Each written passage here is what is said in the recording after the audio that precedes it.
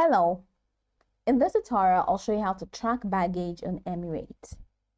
Follow these detailed steps to track your baggage with Emirates via the Emirates web app. The first thing you like to do is to launch your browser and go to the Emirates official website at emirates.com. Once you get into the website, just follow through the on-screen prompt to either create your account or log in using an existing account. Now, whichever one you choose, once you log in successfully, it's going to take you to the Emirates home screen, which we have in here. So from this home screen, go ahead and locate the Help tab, which is in the top menu. So click on the Help tab. And once you click on that, the next thing you like to do is to, of course, click on the option from the Help tab that says feedback and complaint. And from feedback and complaint, go ahead and let them know that you want to track your baggage. So you can enter this, your last name, your ticket name, select the flight.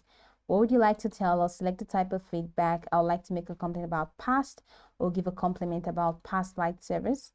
And once you do that, select your feedback topic, baggage delivery. And once you select baggage delivery, in here where it says share your feedback or complaint, let them know that you would want your baggage to be tracked, that you want to track your baggage. And once you fill this out or you fill this in, go ahead and click on submit. And Emirates will help you with the process, letting you know how you can track your baggage. Another way to do that is to head over to this booking section, or was it like literally booking section? Sorry, manage. So head over to manage section, and here we have manage before you fly on baggage. Go ahead and click on baggage, and once you click on baggage, you have this options that says check baggage, cabin baggage, purchase more baggage, extra check bag allowance, baggage services in Dubai, delayed or damaged baggage.